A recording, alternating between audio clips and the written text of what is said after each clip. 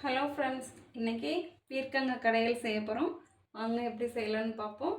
அதுக்கு 1/2 கிலோ பீர்க்கங்காய் தோல் சீவிட்டு கட் பண்ணி வச்சுருக்கோம். 4 பச்சை மிளகாய் கட் பண்ணி வச்சுருக்கோம். ஒரு பெரிய வெங்காயம், 4 தக்காளி, ஒரு 10-12 பல் பூண்டு எடுத்துக்குவோம். கருவேப்பிலை தாளிக்க. வாங்க எப்படி செய்யலான்னு பார்ப்போம். தாளிக்கலாம் வாங்க பார்ப்போம். வாங்க எப்படி செய்யலான்னு பார்ப்போம். ஸ்டவ் ஆன் பண்ணிக்குவோம்.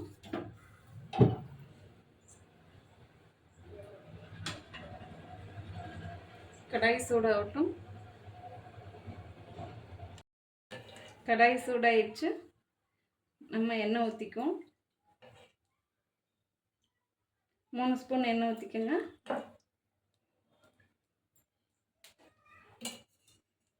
ரொம்ப டேஸ்ட்டாக இருக்கும். இது ஒரு தடவை நீங்கள் செய்யணும். எங்கள் கிராமத்தில் எங்கள் மாமியார் செய்வாங்க. தக்காளி போட்டு கடைசல்னு சொல்லுவாங்க. பீர்க்கங்காய் தக்காளி போட்டு கடைசல்னு சொல்லுவாங்க. செய்வாங்க. ரொம்ப டேஸ்ட்டாக இருக்கும். நீங்களும் செஞ்சு பாருங்கள் ஃப்ரெண்ட்ஸ். வாங்க இப்போ என்னென்ன போடலான்னு பார்ப்போம். எண்ணெய் சூடாகட்டும். எண்ணெய் சூடாகிடுச்சு. நம்ம கடுகு உளுந்து சேர்த்துக்குவோம். ஜீரகம் சேர்த்துக்குவோம்.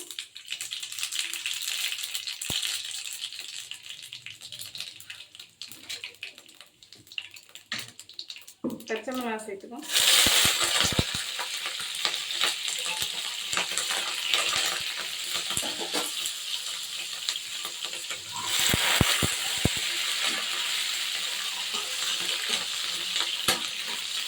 பூண்டு கூட சேர்த்துருக்கேன். கருவேப்பிலை சேர்த்துக்கேன். வெங்காயம் சேர்த்துக்கலாம்.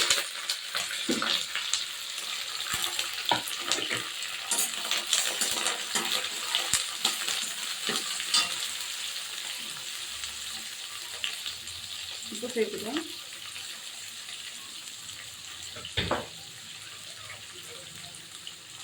பெருங்காயத்தூள்,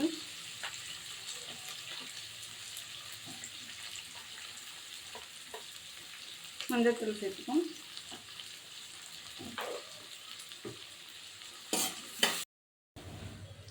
அரை ஸ்பூன் இஞ்சி பூண்டு பேஸ்ட்டு சேர்த்துக்குவோம். நல்லா வதங்கட்டும். வெங்காயம் நல்லா வதங்கிடுச்சு. நம்ம இப்போ தக்காளி சேர்த்துக்குவோம்.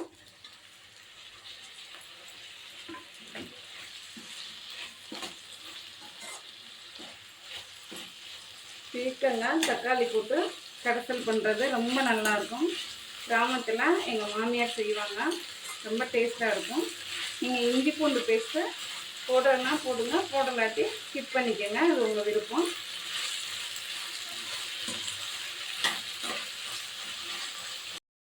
இதுக்கு தக்காளி கொஞ்சம் கூட போடணும். கொஞ்சம் புளிப்பாக நல்லாயிருக்கும்.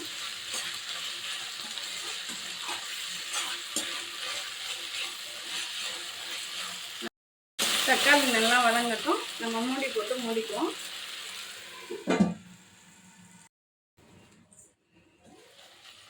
கொஞ்சம் வதங்கிருக்கு. இப்போ மிளகாத்தூள் சேர்த்துக்குவோம். நான் பச்சை மிளகாய் 4 சேர்த்தேன். உங்களுக்கு ரொம்ப காரம் இருந்துச்சுன்னா பச்சை மிளகாய் 3 சேர்த்துக்கோங்க. இது ரொம்ப காரம் இருக்காது. நான் காரம் ரொம்ப இல்லாத மிளகாய் தான் யூஸ் பண்ணிக்கிறேன். ஒரு அரை ஸ்பூன் நம்ம மிளகாத்தூள் சேர்த்துக்குவோம். காரம் ரொம்ப கூட இருந்தால் நீங்கள் கம்மி பண்ணிக்கணும். நல்லா வதங்கட்டும்.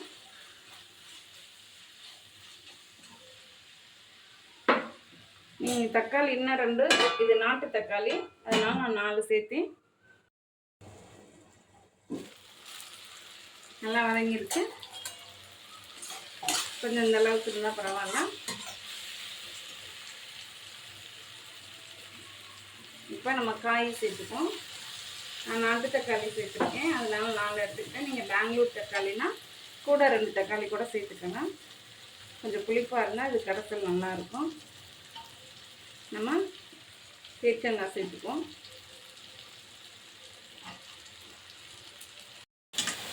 நம்ம எல்லாத்தையும் சேர்த்துக்கிட்டோம். நல்லா கிண்டிக்குவோம்.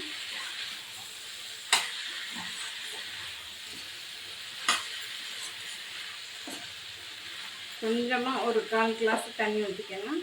இதிலே நல்லா குழஞ்சி வெந்துடும் சீக்கிரம். நம்ம ஒரு 1/4 கிளாஸ் மசாலா செய்கிறதுக்காக தண்ணி ஊற்றிக்குவோம்.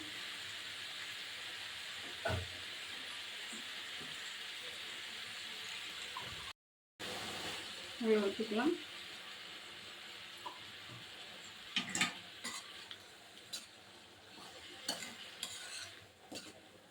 நல்லா காய் வேகட்டும், வெந்து குழையணும். கொஞ்சம் சிம்மில் மீடியமில் வச்சுக்கோங்க. மூடி போட்டு மூடிக்கும்.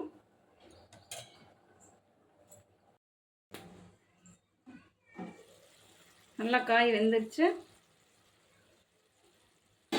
நம்ம இப்போ கொத்தமல்லி சேர்த்துக்குவோம்.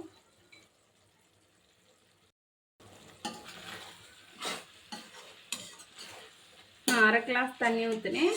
நீங்கள் ஒவ்வொரு காய் வேகுது சீக்கிரம், ஒவ்வொரு காய் வேக மாட்டுது. நீங்கள் 1 கிளாஸ் வேணாலும் ஊற்றி நல்லா குழைவா இந்த மாதிரி வேக வச்சுக்கோங்க. இப்போ மத்து போட்டு நம்ம மசிச்சிடுவோம்.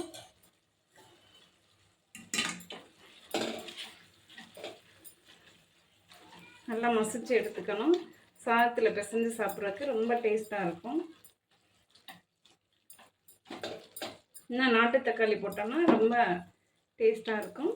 இந்த மாதிரி நல்லா மசிச்சுக்கணும். நல்லா மசிச்சாச்சு. இந்த மாதிரி ஒரு தடவை ட்ரை பண்ணி பாருங்கள் ஃப்ரெண்ட்ஸ், ரொம்ப நல்லாயிருக்கும். Okay, thank you friends.